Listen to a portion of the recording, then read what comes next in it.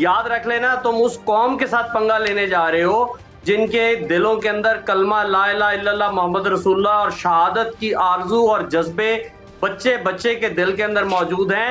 जंग स्टार्ट तुम करोगे, खात्मा हम करेंगे। तो सुनो हिंदुस्तान, बॉलीवुड की फिल्में बना बना कर तुम वाकई ख्वाबों की दुनिया में जीने लगे हो, खुद को बड़ा सूरमा समझते हो और अखंड भारत जैसी बातें करके शेख चिल्ली जैसी बातें करने लगे हो। मोदी कुंबे का सबसे बड़ा ख्वाब अखंड भारत या ग्रेटर भारत है, यानी ऐसा भारत जिसमें पाकिस्तान, अफगानिस्तान, बांग्लादेश, नेपाल और श्रीलंका शामिल हों।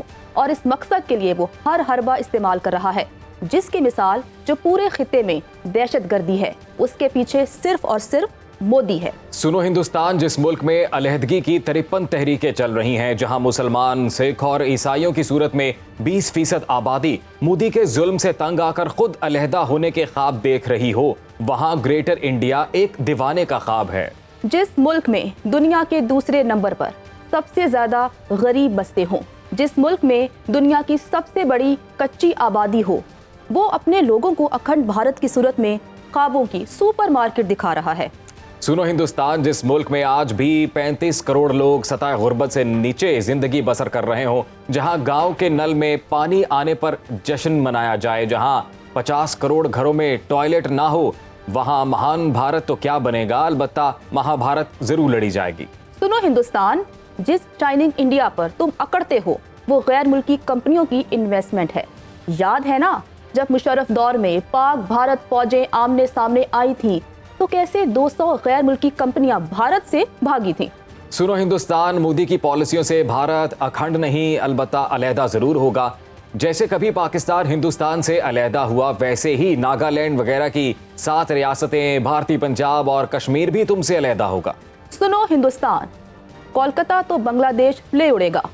कल बांग्लादेश में हुई अहम फौजी मीटिंग में सिलीगुड़ी कॉरिडोर के हवाले से अहम फैसले हो चुके हैं, तुम तो गए। सुनो हिंदुस्तान, आज तुम महात्मा गांधी, मौलाना अबुल कलाम आजाद और जवाहरलाल नेहरू के नहीं, मोदी एंड कुंबे के हिंदुस्तान में जीते हो, जो कभी अखंड भारत का नारा लगाता है तो कभी गोल्डन लैंड का ख्वाब दिखाता है। मोदी एंड कुंबा कभी भी मेक इन इंडिया की मेज सजाता है तो कभी डिजिटल इंडिया का झुंझुना बजाता है। ये कभी स्टार्टअप इंडिया को गियर लगाता है तो कभी शाइनिंग इंडिया का बिगल बजाता है। सुनो हिंदुस्तान, तुम्हारा हिंदुस्तान तबकाती तकसीम का वो जुल्मत कदा है, जहां खुदकुशी की शरह दुनिया में सबसे ज्यादा 28% है और जिनमें 78% निचली जात के हिंदू हैं। सुनो हिंदुस्तान, याद रहे तुम्हें, तकसीम बरे सगीर के वक्त भी तुम अखंड भारत का ख्वाब देख रहे थे। इस मकसद के लिए तुमने अंग्रेजों की 150 साला खुशनुदी का रिकॉर्ड भी कायम किया था। तुम चाहते थे कि अंग्रेज जाते जाते मुत्तहिदा हिंदुस्तान तुम्हें सौंप जाएं, लेकिन शुमाई किस्मत ऐसा ना हुआ। दो कौमी नजरिया तुम्हारे आड़े आ गया, कायदे आजम और उनके साथी तुम्हारे रास्ते की दीवार बन गए। सुनो हिंदुस्तान, अब एक बार फिर तुम हिंदुत्व की आबियारी के लिए अखंड भारत का नारा लगा रहे हो। पाकिस्तान, बांग्लादेश और दीगर पड़ोसी मुल्कों पर बुरी नजर डाल रहे हो।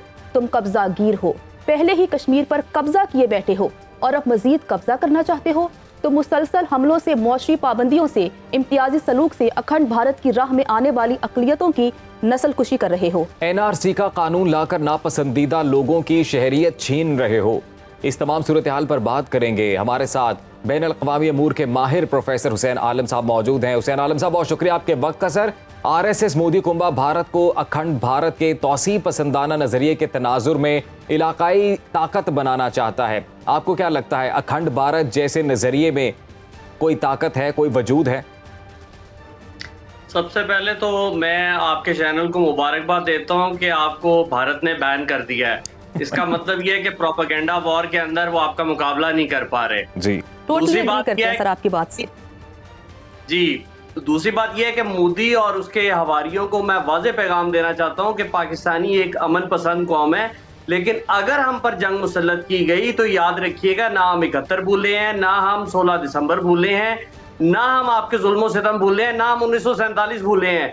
याद रख लेना, तुम उस कौम के साथ पंगा लेने जा रहे हो जिनके दिलों के अंदर कलमा ला इलाहा इल्लल्लाह मोहम्मद रसूलुल्लाह और शहादत की आरजू और जज्बे बच्चे बच्चे के दिल के अंदर मौजूद हैं। जंग स्टार्ट तुम करोगे, खात्मा हम करेंगे। कहीं ना कहीं हम तुम्हें चिकन नेक से पकड़ लेंगे। याद रखना, कि तुम्हारा सामना उस कौम से है जहां माएं अपने बच्चों को शहादत के लिए डे 1 से तैयार करती हैं और अपने दूध में कलमा ला इलाहा इल्लल्लाह की आमेज़श सुनाती हैं। तो इसलिए इस तरह की कोई गलती करने की कोशिश मत करना, पहली बात। दूसरी बात यह है कि अगर तुम मुकाबले की बात करते हो, तुम्हारी इकोनॉमी और शाइनिंग इंडिया सारे का सारा जहां से शुरू हुआ ना वहीं घुस जाएगा।